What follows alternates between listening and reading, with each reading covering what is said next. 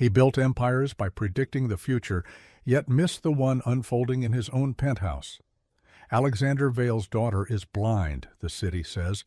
Her world is touch and echoes, a cane tapping down marble halls. But when a new housekeeper notices a dragonfly's glint chased by the girl's eyes, and a rainbow caught in her hands, something shatters. Then a bottle surfaces, drops that turn light into pain. Who would keep a child in the dark, and why? A father built for control is about to learn the cost of believing the wrong story. On the top of the city, where the glass buildings cut the clouds and the streets below sounded like rain made of engines and voices, Alexander Vale ran a conglomerate, the way he ran his mornings, to the minute, to the millimeter, to the last spreadsheet cell. He had made his first $100 million by 29 and had doubled it so often, his investment team joked their calculators should bill overtime. Everyone called him the man who could see the future of markets, the angles of risk, the seam in the fabric where a company might tear. Yet in his penthouse, the place that was supposed to be the softest and safest of his worlds, he believed he lived with a darkness that no money could move. His daughter Ava could not see. That was the story he kept close, like a final draft that would not be edited. The penthouse glass could turn opaque with a whispered command. The marble soaked and shone with midnight glints, and the hallway smelled faintly of bergamot and old paperbacks because Ava liked the scent of her mother's books, the ones that were left behind after the accident. The girl had a cane with a white tip, and as she moved slowly along the halls, her free hand skimmed the walls, as if reading them like Braille. Alexander would pause work calls when he heard that tapping. Whatever deal was pulsing in his ear softened into heartbeat, and he would say, "Give me a moment, I need to step away," and watch her trace her world like it was a constellation she was rebuilding from memory. Marisol arrived on a Monday when the fog still hung low over the eastern bridge. Her resume had just enough lines about discretion and five-star townhouses to be plausible. In truth, the proudest line in her life had been a two-room apartment where she'd made every paycheck stretch into laughter and stews for her younger brother and niece. She came to the penthouse with steady hands, a quiet smile, and eyes that knew how to tuck themselves into corners without tugging attention.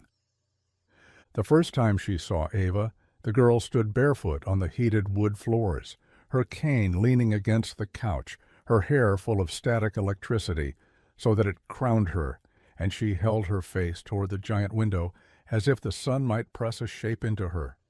"You must be Miss Marisol," the girl said, voice careful and round. "Do you also make stars on ceilings? The last maid did that sometimes." "If you'd like," Marisol said, "but only if you tell me how you make such a big apartment remember where your feet are." "I count," Ava said. 7 paces to the sofa, 5 to the coffee table, 10 to the shelf that smells like lemons, and I listen. The sound changes where the ceiling is higher." She pointed unerringly to the double-height windowed corner. Marisol felt her own breath pause. The gesture was fluent and quick, the sort of pointing people do without thinking, a dart of accuracy, a sentence ending in a period. But she said nothing, only nodded, and introduced herself to the corners of the room with a rag and a bottle of glass cleaner. A day later, while she was steaming the curtains in the dining room, she saw Ava cross the threshold and pause. The girl reached without fumbling and found the chair back. Her fingers slid over the carved roses at the top. "The roses are higher on these chairs," she said, and then she laughed softly. "They are showing off." "You know roses by touch, Marisol said. "Some things tell you what they are, even if you can't see them," Ava replied, "like Papa's shoes. They sound expensive." She lowered her voice to a deep baritone imitation that made both of them smile. "We'll table this for Q3. There were little things, then more of them. On Tuesday, a sliver of afternoon cut across the floor, a square of light warm enough to taste. Marisol saw Ava hesitate on the rug edge as that light landed on her skin.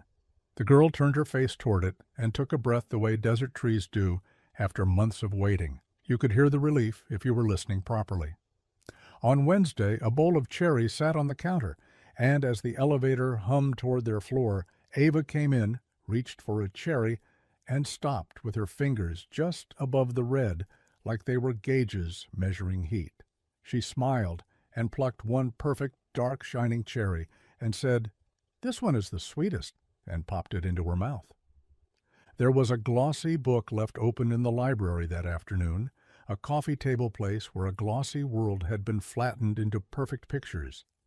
Marisol glanced at it, and then at Ava.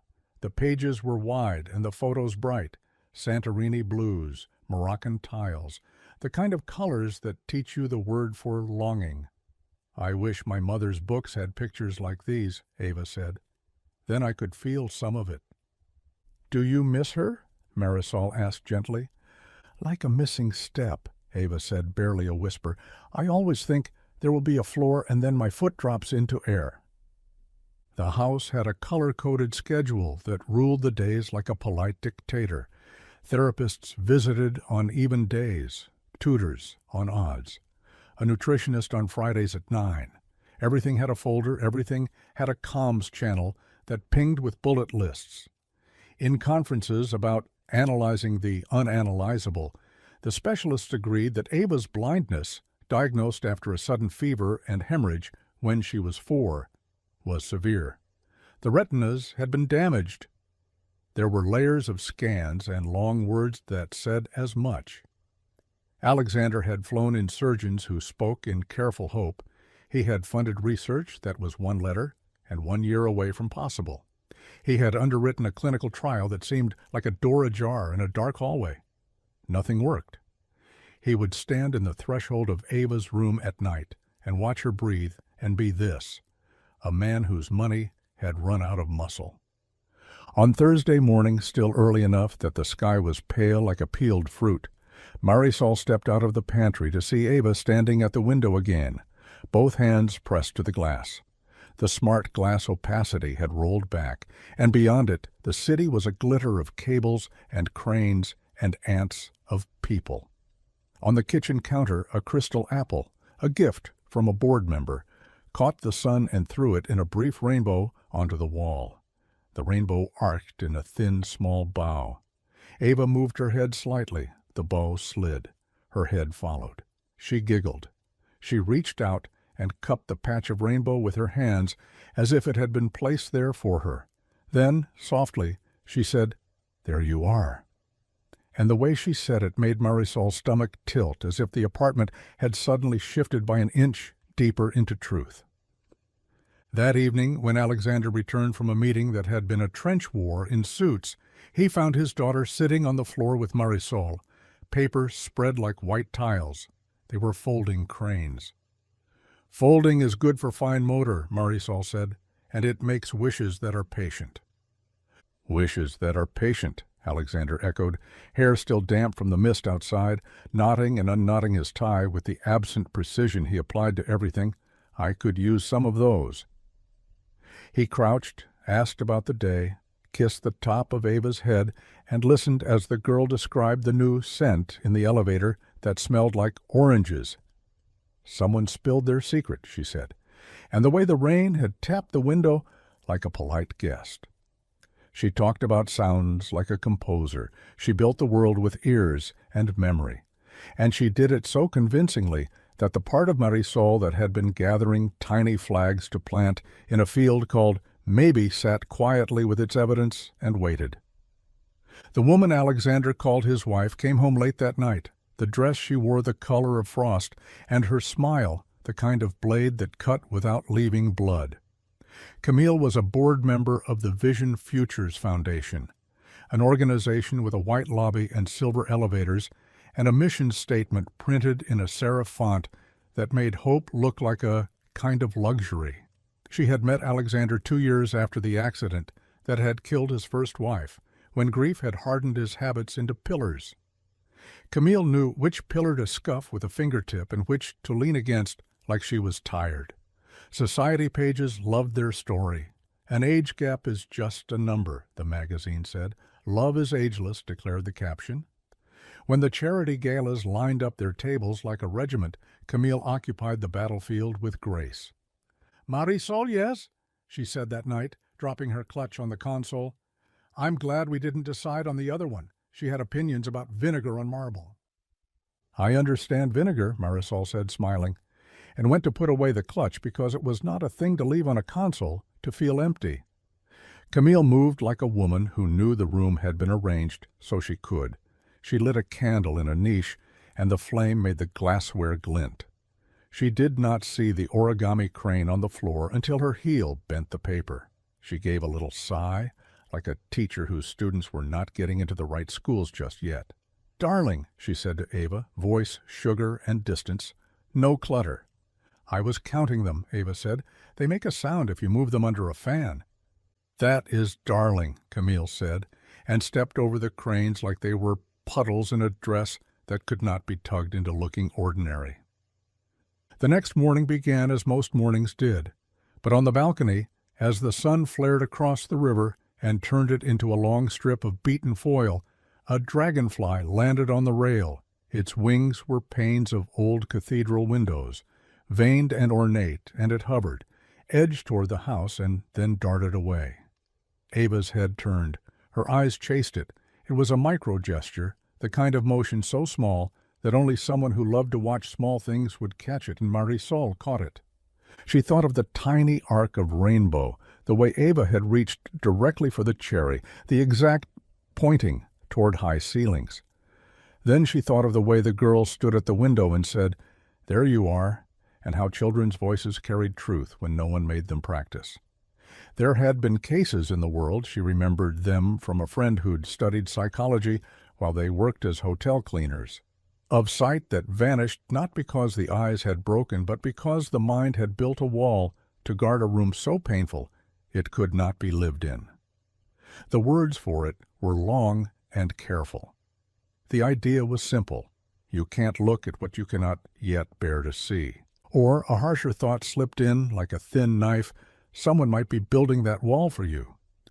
That day she arranged things without arranging anything anyone could accuse. A little red thread on the floor in the hallway that led to the bathroom. A blue scarf draped on the armchair, falling exactly where a hand would brush it. A lemon on the table across from where Ava sat with her tutor, its scent loosened by a thumb pressed into its rind. Each of these things was placed as if accidentally. Each was bright in a specific way, and each time Ava's attention found it. Her eyes widened and narrowed, and her head turned, the set of her mouth adjusted in recognition. Her body betrayed familiarity with light. After lunch, when the house was quiet and the tutor's shoes had squeaked down the hallway and out, Marisol offered to make hot chocolate. "Ours will have a secret," she told Ava, "but I can't tell you what it is. Only if you can taste it. Sometimes secrets are better if they meet you halfway." She stirred in cinnamon when she thought Ava's head was turned, and when she handed over the cup she watched a little crease form between the girl's eyebrows, a small thinking place. "Cinnamon," Ava said, "but the kind that smells like old drawers." "True," Marisol said, and thought of a grandmother who had kept letters tied in faded ribbon that smelled like that. "You have a good nose." "I also have a good guesser," Ava said. "That's different than a liar." "Is that what people tell you, little star?" The question left before she could stop it. It landed light, but it landed. Ava's hands tightened on the warm cup. She swallowed, then spoke so softly the steam seemed louder. "Sometimes. If I make a wrong step, Miss Camille says, attention seekers are the worst kind of liars. She says I should keep my head down and be brave, because Papa is busy making the world better for people like me. I don't like being people like me. I like being me." Marisol's face did something it hadn't done in front of any employer. It changed into a promise. "Me too," she said. That night, while Camille dressed for a donor dinner, she paused in the doorway of the nursery. Ava lay with her braid pulled like a rope, her cane leaning against the bedpost like a soldier at rest. Camille looked at the cane for a long moment. Then she crossed to the nightstand and adjusted the angle of the lampshade so that when the timer clicked it it would spill light across the room more abruptly. She went to the window and pressed the button that drew the blinds to a stop halfway, too low to slice neatly across the bed, just high enough to send a band of brightness along the floorboards exactly where bare feet would find it. She smiled. Then she left. In the morning, when Marisol came to wake the child, she saw the band of light and the shade's odd halt. She said nothing. She watched as Ava swung her legs from the bed and, before her feet touched down, hovered them over the bright strip the way hands avoid a stovetop that's been on. The girl tapped around it with her toes, and only then set her feet down in the darker strip. She moved toward the nightstand without hesitation and stopped before reaching the lamp that would have flashed into her waking eyes. She had, somehow, known the light would be there. Perhaps that was a thing learned by the blind. Perhaps it was a thing learned by someone else. Later, when she had a moment alone in the laundry room, Marisol pressed her back to the machines and listened to the spin drum talk about patience. She took out her phone. She typed a message to a friend of her cousin, a woman she had met at a birthday where the cake had been the size of a hubcap and the candles had been nearly forgotten because they all wanted to talk. The woman was an ophthalmologist at a public clinic where people waited with carriers full of infants, with hands on siblings' shoulders, with stories the city didn't list in its glossy book. Her name was Dr. Rena Okoye. She stopped the typing, deleted what she'd written, retyped it with fewer adjectives. "Can you advise me something?" hypothetically.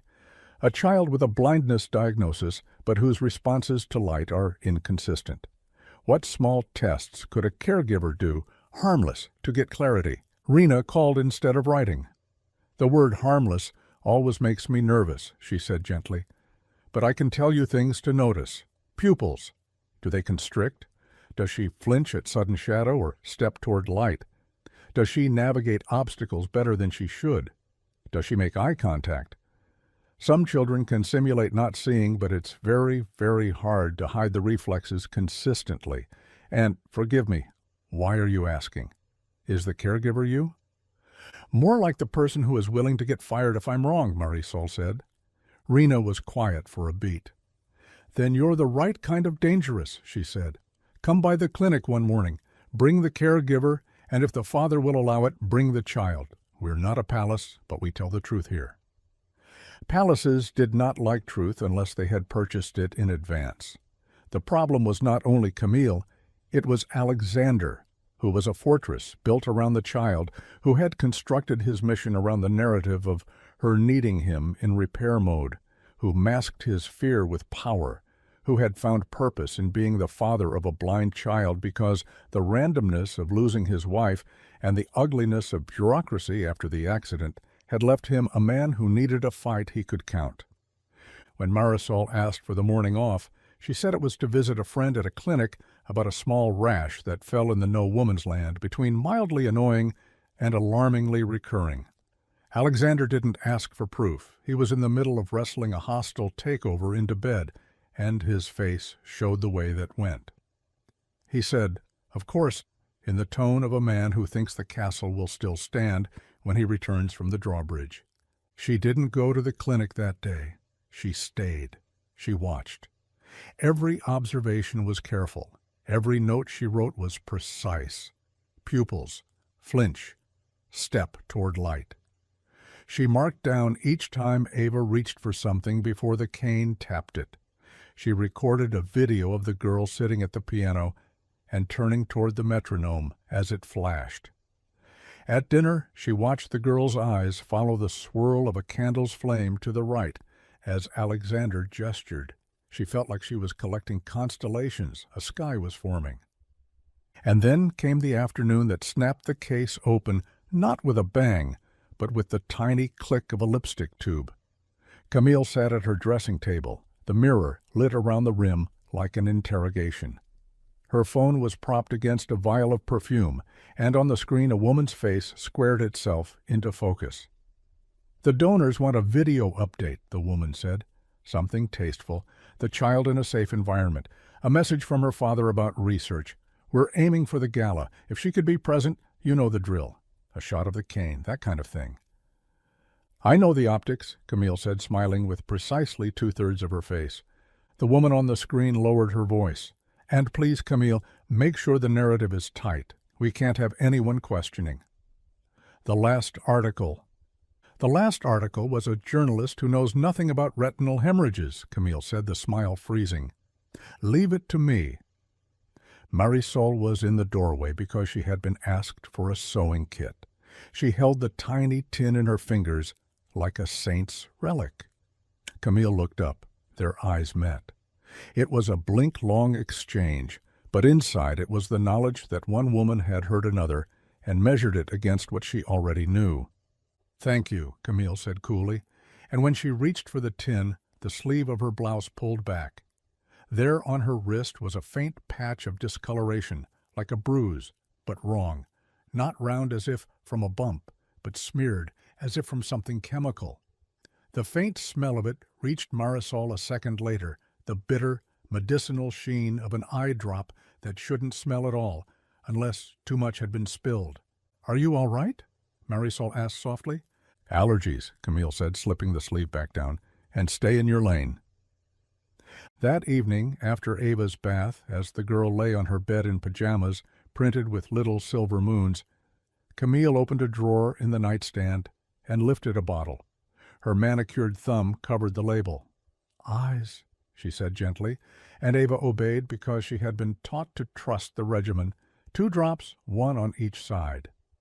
This helps with dryness, Camille said, even though Ava hadn't complained of dryness, and then she kissed the girl's forehead and told her she was brave, her favorite word for the child. Brave, in Camille's mouth, meant compliant. When the lights were low and the city outside told its other stories, Marisol went to the nightstand and opened the drawer. The bottle lay there like a secret that had been told in a hurry. She took a photo with her phone. She took another with the label visible. Atropine sulfate, high concentration, ophthalmic. She knew the word only because Rena had once told a funny story about confusing it with Atwood in college. Atropine dilated. It fogged vision. It made light into a hammer.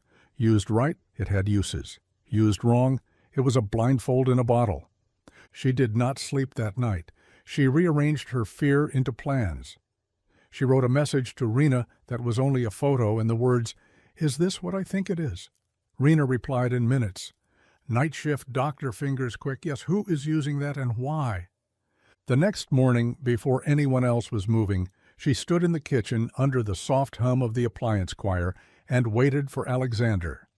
He came in tying his cufflink, his eyes on the day's numbers already, and reached for the coffee she had just poured. "You make it right," he murmured, and she thought it was the closest thing to unarmored she had heard from him.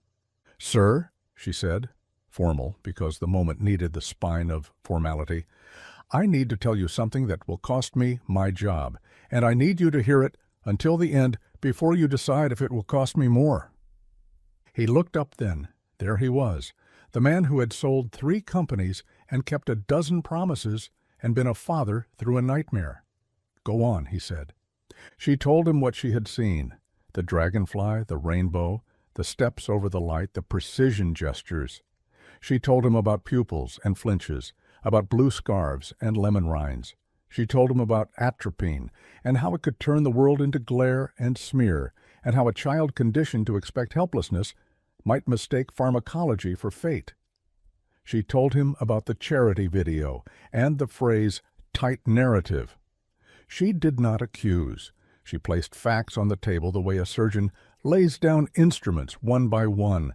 The table between them became a proof. Silence unfolded like a parachute. Alexander's face did not move, then it moved too much. He blinked once, twice, not to erase tears, but to keep a levee from breaking. "You are implying," he said quietly, "that someone is making my child blind." "I am implying," Marisol said with a voice that shook once and then steadied, "that someone might be ensuring she remains so." He set down his cup carefully. The cup clicked against the saucer in a way that would become the sound Marisol remembered when she told this story to herself years later, testing its edges for lies. "Bring me the bottle," he said, and his voice had the tone of a man who had dedicated his life to controlling space and now would make a hole in the floor to reach the truth if he had to. He read the label. He picked up his phone. He did not call Camille. He called a car. "We're going to the clinic," he told Marisol. "Wake Ava. Tell her we're going to get pancakes." At the public clinic there were no soft carpets. The chairs were hard and honest. Children with coughs shared crayons. Rena met them in the hall with scrubs printed with tiny planets. She didn't look at Alexander's cufflinks or at the watch that could have paid for a year of supplies. She looked at Ava the way sun looks at seed. "Hello, I'm Rena," she said, and knelt to the girl's height. "I hear you like folding paper birds."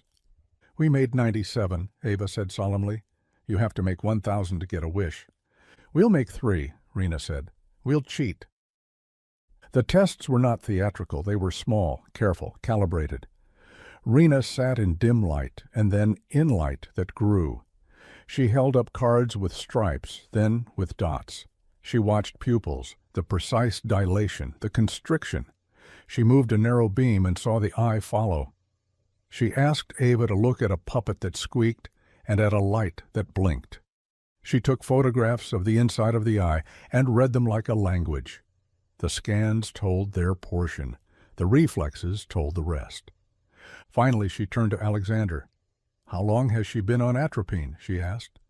"I didn't know she was on anything," he said, and his voice broke on the last word so that it sounded like a branch in winter. Rena's face did not soften or harden. It became precisely present. "Your daughter's eyes are not as damaged as you've been told," she said. "There is scarring, yes, but it is not consistent with the level of functional blindness described in her records. Some of those records may have been misinterpreted. I would need to review more. But her visual behavior today is not that of a profoundly blind child. If someone has been using atropine regularly, especially at high doses, it would cause significant photophobia and impairment. Remove the drops, give her a week, give her 3 in dimmer light, gentle time, then we measure again." Alexander leaned forward like he might fold in half. He put his hands on his face and pressed as if he were adjusting something that had shifted behind his skin. "If this is true," he said softly, "then I have been—" "A father," Rena said. "A father who trusted a story that hurt to doubt. That is not a crime. What you do next is where the story lives." On the drive back, the city's height seemed obscene, the wealth gaudy, the glass indecent. Alexander sat beside his daughter and watched her fall asleep with her head against Marisol's side. He saw the way the light from the window found Ava's lashes and made them shine. He saw, not for the first time, but truly for the first time, how much his home had turned his child into a prop on a stage. He felt the anger arrive like weather. He was not used to being angry for the right reasons. He had been angry at regulators, competitors, journalists, once at a barista for spelling his name wrong in a week that had frayed. Now his anger had a shape and a name, and he was calm, because the anger would need to be used like a tool, not flung like a plate. At home, Camille waited in a dress the color of applause. "There you are," she said, and then, seeing their faces, adjusted. "What happened?"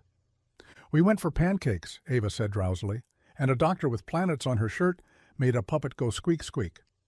"Charming," Camille said, and then she saw the bottle of atropine in Alexander's hand. For the first time since Marisol had met her, the woman's smile left the room without her permission. "How long?" Alexander asked quietly. "I don't know what—" "How long?" he repeated, and his voice was an instrument you hear in a symphony that suddenly plays alone, and the room knows it is hearing the truth of the piece. "How long have you been putting this in my child's eyes?" "Don't be ridiculous," she said, stepping backward, as if the marble could unpolish under her heels. "I do what her specialists prescribed." "The specialists did not prescribe this," he said, holding up the bottle. "The specialists I paid, perhaps, but the one we saw today did not. And she is not funded by me." Camille's eyes flicked to Marisol, slid off, returned to Alexander. "You're being manipulated by the help," she said, a laugh trying to find its old confidence and cracking in the effort. "You always have a weakness for damsels in distress, darling. It's how we met." "It's how we met that saved me from isolation for a year and then cost me my daughter's mornings," he said evenly. "It's how we met that put my child on a stage she didn't choose. It's how we met that has me holding a chemical blindfold." He set the bottle on the table with a small, decisive sound. "You will pack a bag. You will not be here when my daughter wakes tomorrow. The foundation will return donations that were solicited under false narratives. Lawyers will call your lawyers, and the story you are in charge of will change." "Alexander," she said, and for one beat the blade turned into something soft and frightened and real. "You don't understand. Without the narrative—" "I understand perfectly," he said. "I understand that you were willing to trade my daughter's sight for your reputation, and I understand that I have been asleep in a life that looked awake." Camille stood still as a statue that had been loved for its coldness. Then she moved, not with her old elegance, but with the jerk of someone whose map has been snatched. She left a trail of perfume that suddenly smelled like hospital hallways and stale promises. After she was gone, the penthouse seemed to exhale. Alexander turned to Marisol. "I don't know how to thank you," he said, and the words sat between them like a simple bowl put on a long table. "Don't thank me," she said. "Just believe her when she tells you what the world looks like, even if it scares you." He nodded. He went to his daughter, who had rubbed her eyes and was peering toward him with a look she had never quite used before, a look with edge and focus, a look that recognized shape. "Papa," she asked, "is the sun too bright today?" "It's going to be too bright for a little while," he said, kneeling and taking her hands. "Then we'll find curtains we like, and we'll open them when you're ready."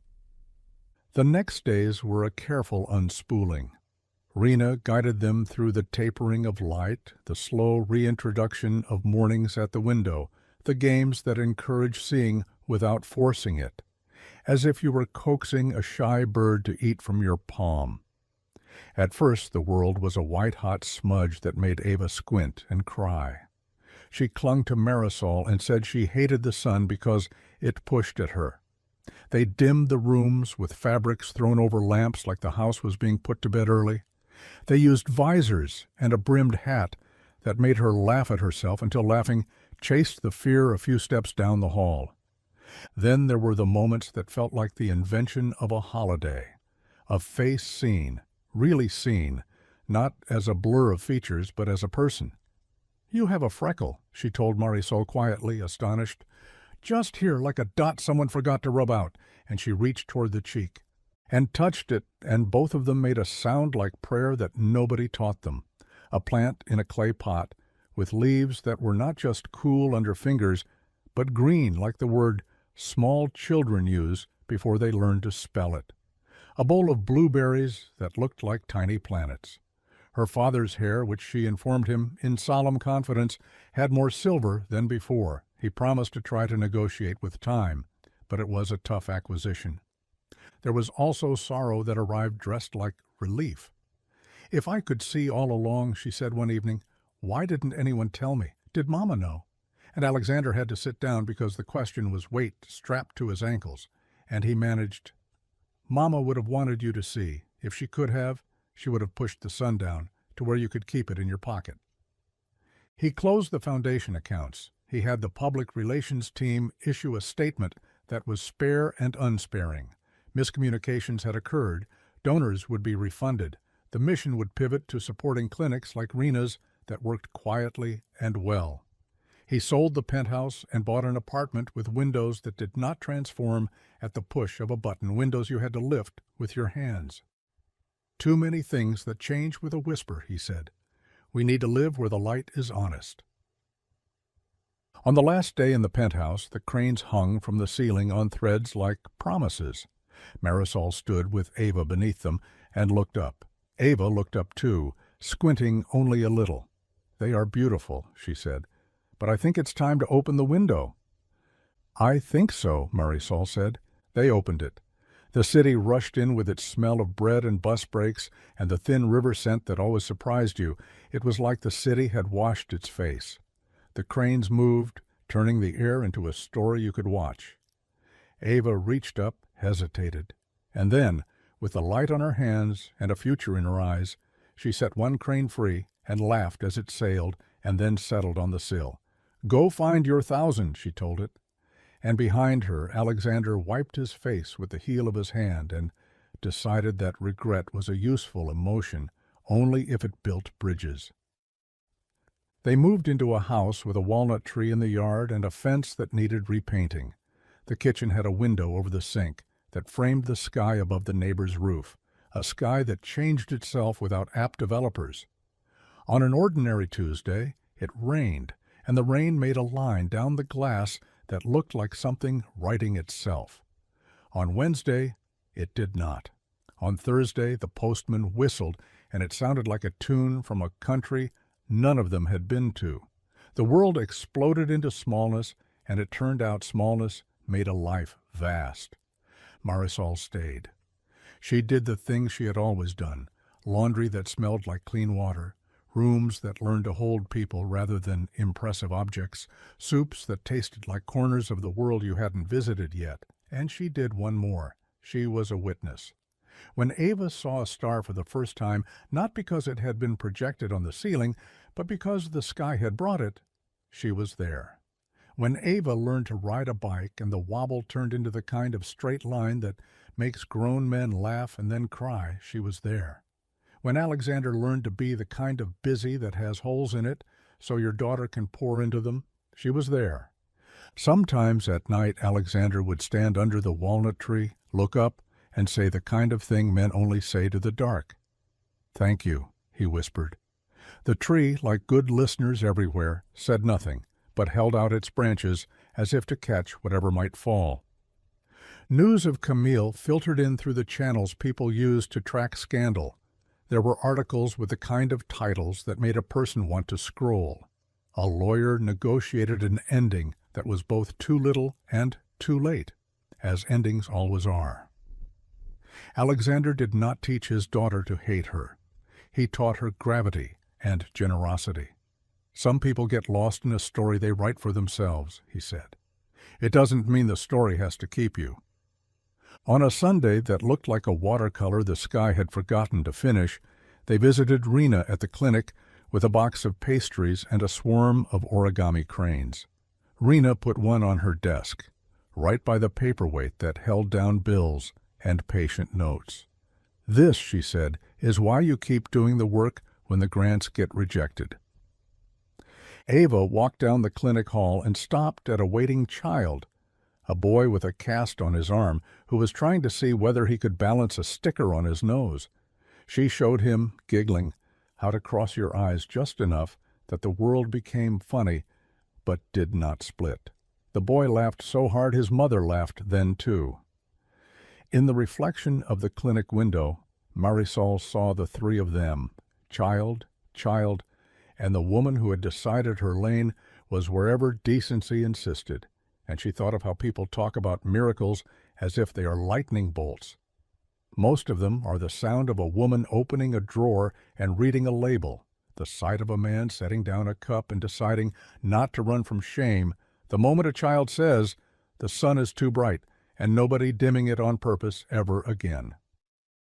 At home that evening, as the sky turned the exact color of a plum skin, Ava stood in the doorway of the kitchen, her hair loose down her back, her eyes full and focused. "Papa," she said, "do I look like Mama?" Alexander held his breath like a man at a pool's edge. "Yes," he said, "and also like you, which is my favorite face in the world." "Then," she said, "can we put one of her books out on the table, the one that smells like bergamot and old paperbacks, and I'll read it to you. I want the words to live in my eyes, too."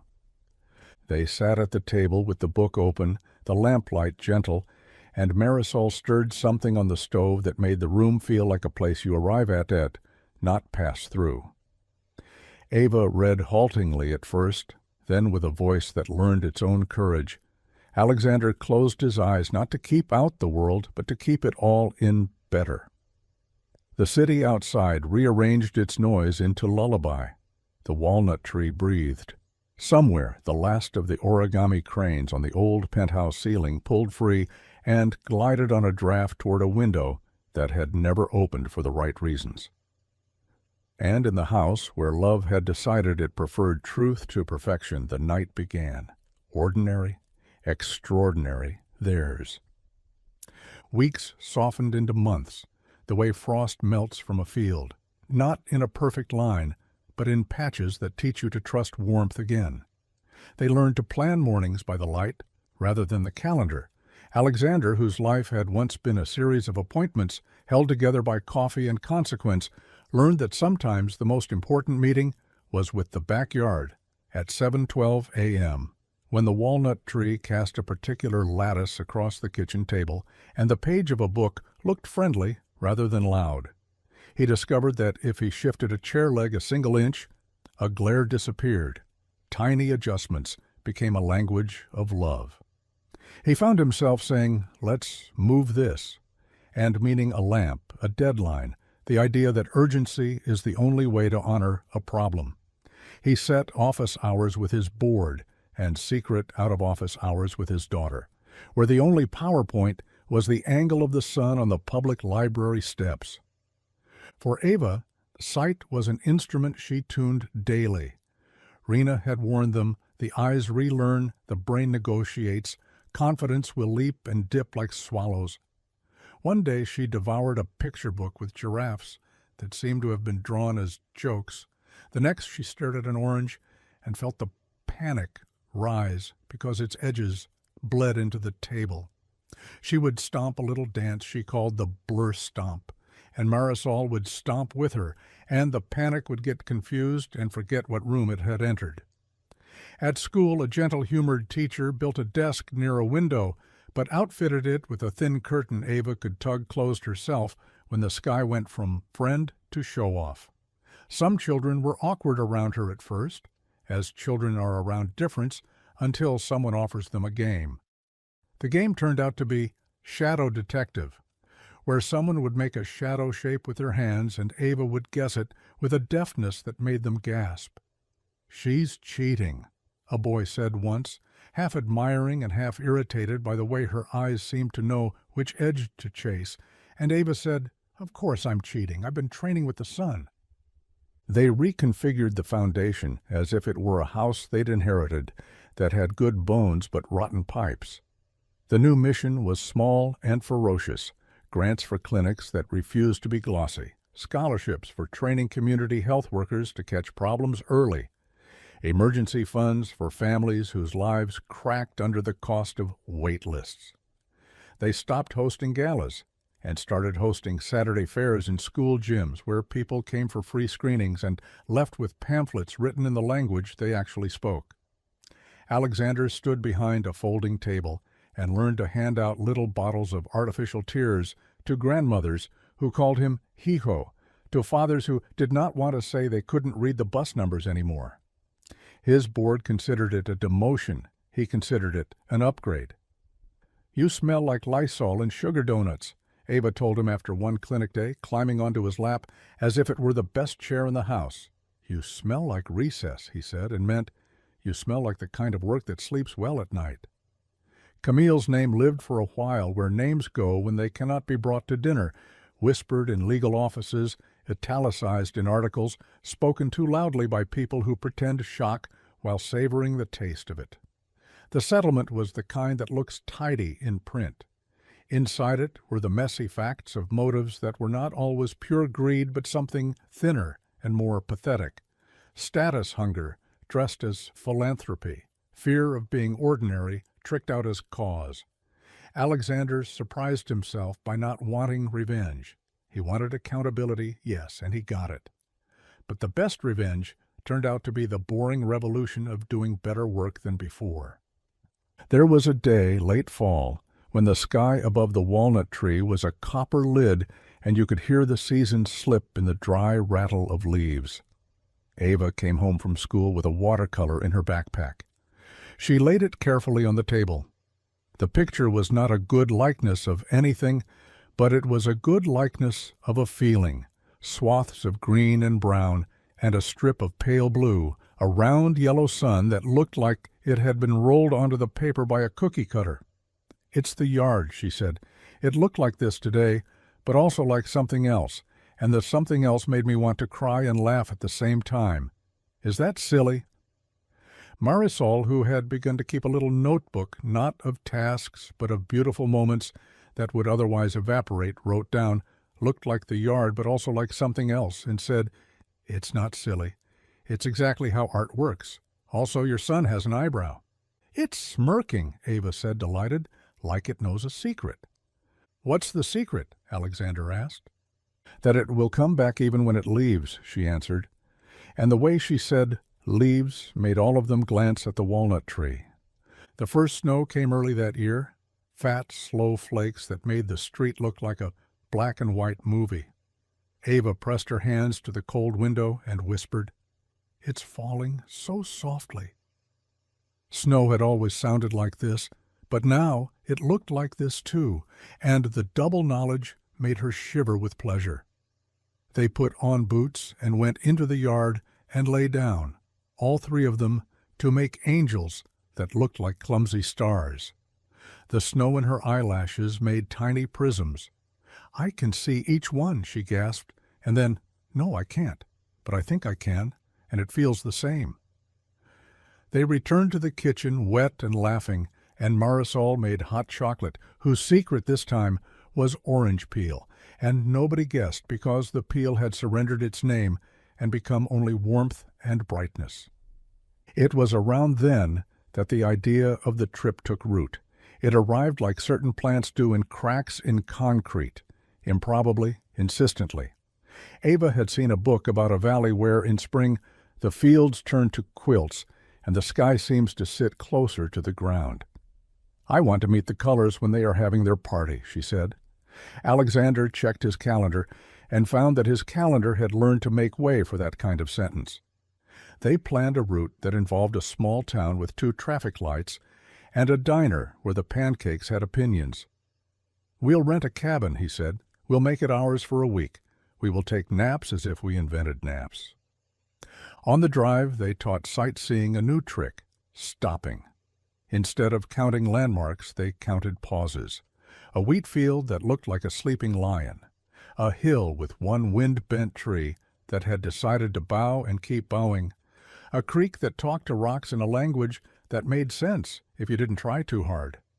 Ava rode with her cheek against the window and her hand across the seat where it found Alexander's. She hummed under her breath the way her mother had, which she'd learned not by hearing her mother do it, but because grief sometimes teaches you songs you didn't know were stored in your bones. Their cabin was not cute. It was a little ugly in the way honest things are. Brown siding, a couch like an old sweater, a table scarred by other people's forks and winters. They fell in love with it an hour after arriving. "Look," Ava said, delighted, pointing to a hairline crack in the front step. "It looks like a lightning bolt. Can we call it ours?" They spent the days walking, one wide straw hat and one narrower one, and one baseball cap with a logo that meant nothing to any of them. In the valley, the wildflowers were audacious, lupine throwing up blue like a dare, poppies lighting their own lamps. Ava stopped right away, overwhelmed, shielded her eyes, and breathed like she was learning how. "It's loud," she said, giggling at saying something true that sounded like nonsense, and they laughed with her at the idea of loud flowers. And then they all fell quiet because the color did in fact make a noise inside you that had to be listened to. They took pictures. Many of them were not of the flowers, but of hands in flowers, fingers lightly pinching a petal to test its softness, hands hovering above an orange smear like disciples. At night they lay on the back steps and watched the dark invent holes. "There are more stars than the word stars knows what to do with," Ava whispered. "If we named them all, we would have to borrow letters." In a small town nearby, a thrift store sold objects with memories still pressed into them.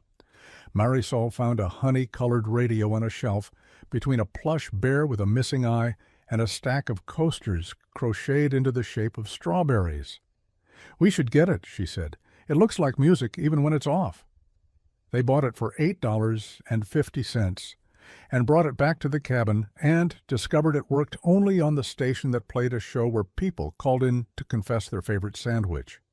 They listened to strangers talk about pastrami like it had saved their marriages, and grilled cheese like it had baptized their children, and they laughed until their stomachs hurt. "This is perfect," Alexander said. "I hope it never changes."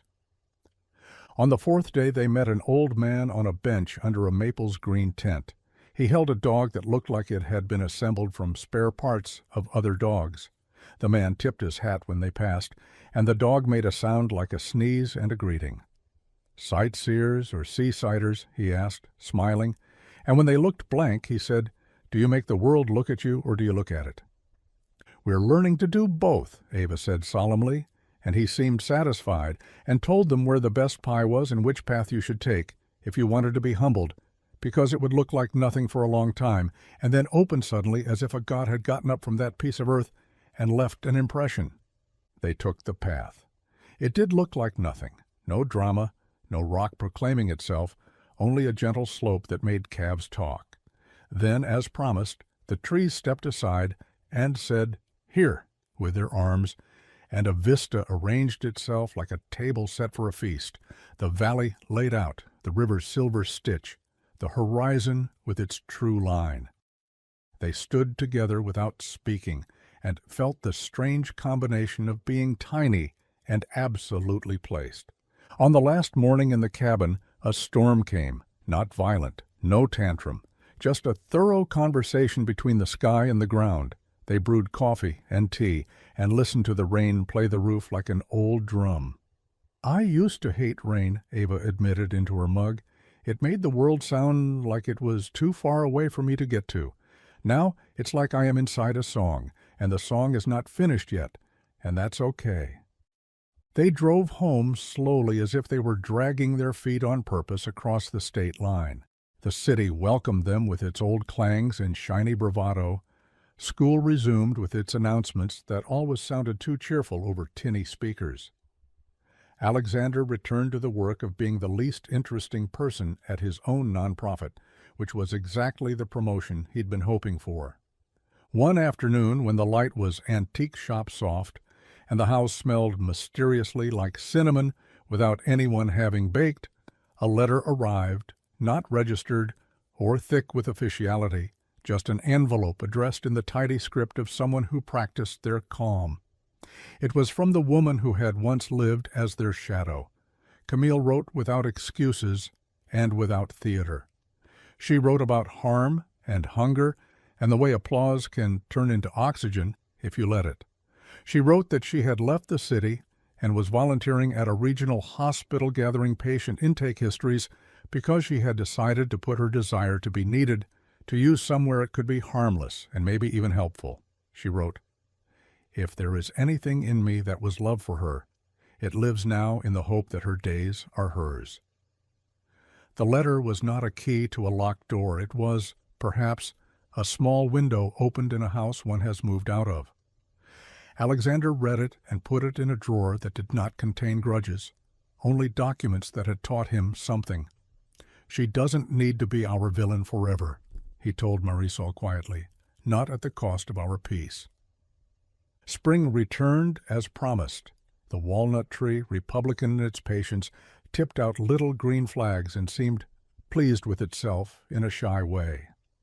The cranes had been relegated to a corner of the new living room where they could be always aloft but not hovering.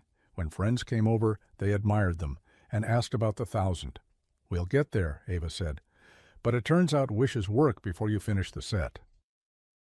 One evening she brought home a permission slip that asked if she could take part in a small class project about sound and light, in which students will create an installation for the school hallway.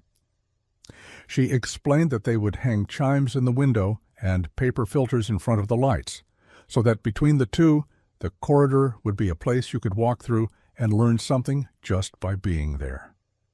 "We want to make a hall that feels like being brave without having to pretend you're not scared," she said earnestly, "because sometimes bravery is just walking slowly through a bright place." The night they installed it, the janitor let them stay and tape things carefully. The art teacher, a woman with paint permanently under her nails, gave them tea from a mug that said, "Make bad art," and told them that making art at all was mostly bravery and luck. They strung the chimes and cut the paper gels into squares and circles. When they finished, the hallway looked like a modest carnival. They turned off the overheads. They turned on the small lamps set behind their papers. The light stepped through in colors that remembered not to shout. The chimes talked as the air moved. They walked through hand in hand, and the world made an understandable noise. The school asked the foundation to place a small plaque next to the installation, the sort that makes people nod and think about checks. Alexander declined the plaque. He offered instead to send a team to check the light levels in classrooms and to swap any harsh fixtures for softer ones. He offered to cover eyeglass fees quietly. He offered to carry boxes when the art teacher's back acted up. The plaque that appeared the next week said only, "This space is for anyone who has ever squinted and kept going." On a quiet Sunday afternoon, while the laundry sang its little metallic lullaby and the house held the complicated peace of three people doing their own tasks softly within earshot of each other, Marisol sat on the back step and stitched a button back onto a cardigan. She had, in the month since, been offered titles that came with more syllables and less truth. House manager, family liaison, director of domestic operations. She turned them down without scorn. "I already have the title I want," she told Alexander when he tried to make her accept a promotion. "I have a key, and I have a chair that always feels like it has just been emptied by someone I love." She had begun to take classes at night, child development, social work, courses that made her write papers again, and think the kind of thoughts that leave you breathless because you had not known they lived inside you. Sometimes she fell asleep on the couch with her face in her notes. Ava would cover her with a blanket with a ceremony so solemn you would think they were in a cathedral. "Do you ever get tired of us?" Alexander asked her once, half in jest, half with the terror of a man who has finally allowed himself to keep something. "I get tired with you," she said, "and it is delicious." He had stopped wearing watches that looked like obligations. His hair had stopped pretending not to gray. He had become the sort of father who says, "I don't know yet." "Let's find out," which is the magic spell that turns adults into useful companions. He sometimes caught his reflection in the hallway mirror and didn't recognize the softness around his own eyes. He had to learn not to judge relief when it shows up on a human face like age. There were setbacks still, because life is fair that way. It gives you joy with a side of mud. A stomach bug knocked them all out in a row and made the week look like someone had smudged it with a thumb. A boy at school said something ugly on a day when he needed to be mean to someone and chose easy. A grant application flopped. An expensive piece of office equipment died with a sigh. They weathered it, stomping the blur stomp when necessary, eating toast as if it had a halo, buying a used printer from a man who said it only jammed when angry, and then laughed harder than the joke deserved. And then, one night, not tied to any holiday, and therefore able to be itself, they reached the 1,000th crane. It happened almost by accident, except accidents like this are what we call the long, slow work of people who keep saying yes. The living room was full of friends and their mismatched chairs. There were children with faces sticky with mango. There was a neighbor with a guitar that had 3 good songs in it, and one dubious one that everyone loved more. On the coffee table sat a bowl holding 9 cranes, the newest additions. Ava had just finished telling someone that she preferred folding the wings first because it made the bird look like it had somewhere to be, when her fingers paused in the paper. "Oh, wait," she said. "What number are we?" 999, Alexander answered, the speed of the reply revealing that he had known this and had been waiting to say it out loud the way you wait to blow out candles, because you're still thinking of what to wish for. "Then," she whispered, and held out the last one to Marisol, "will you do this one with me?" They folded together, hands touching in the middle, so that for a second the paper was a tiny bridge. The room quieted, in the natural way rooms do, when they sense the size of a small thing. When the beak appeared, crisp and earnest, when the wings spread, they looked at it and saw all the mornings inside it. They hung it with a loop of thread on the hook they had saved above the kitchen doorway. It trembled for a second, then was still. "What do we wish?" someone asked. "Because you have to. Because when children build rituals, you do not leave them standing alone." Ava looked from her father to Marisol to the room, to the walnut tree visible through the window, to the little radio on the counter that was now the official teller of time in their kitchen, to the life that had not asked permission to become beautiful. She smiled, and it was the kind of smile that keeps opening. "I wish," she said, "that everyone who thinks the world is over for them gets to be wrong in the best way." They did not clap. They breathed. They let the wish sit in the room as long as it needed, like bread rising. Later, after dishes that felt like medals, after children were peeled from couches and promises to do this again were made with the seriousness of diplomats, after the house settled into its night noises, they stood together in the doorway where the crane now lived. The moon decided not to hide.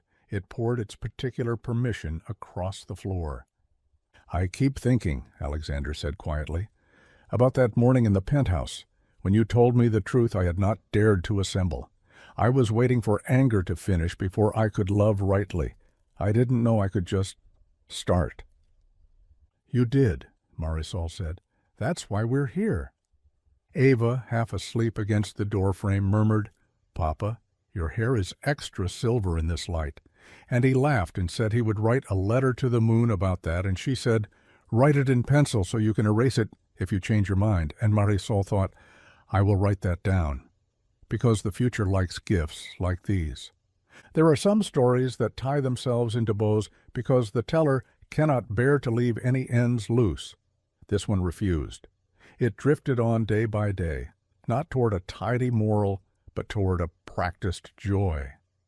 Rena sent postcards from conferences where she argued that medicine must listen with its eyes and see with its ears. The Foundation's Saturday fairs added a little corner where teenagers could have their phones checked for night mode settings and be told, gently, that staring into cruel brightness at 2 a.m. is a kind of theft from yourself. The school kept the chime-lit hallway up long after anyone remembered who installed it, because the janitor said he liked to walk that way on his rounds. It made him feel like the building was being kind. Sometimes, in a moment that seemed random, but was in truth stitched in by the many mornings before it, Ava would look up from a page, or the yard, or a face, and make a sound that was not a laugh and not a cry, but a small private sound of arrival. Each time the two people who had promised to be there for those arrivals paused whatever they were doing, the stirring, the key typing, the mending of a sleeve, the wandering of a thought, and looked too. They were three, and then they were whatever three people become when they learn how to see the same thing from their own heights and still meet at the same point. Years later, when asked to tell her story, she would not talk much about chemicals or lawsuits or the sharp words that had once circled like hawks. She would talk about a rainbow on a wall and a dragonfly's veined window and the way paper birds trapped wishes and then let them out again, a little at a time. She would say, "I had a father who learned to schedule the sun, which is to say he learned he couldn't, which is to say he learned to be here when it arrived. And I had a woman in my house who cleaned corners and also the air, who handed me cups with secrets and taught me the difference between a guess and a lie." She would say, "We did not get back what was taken exactly. We got something else. We got a way to live."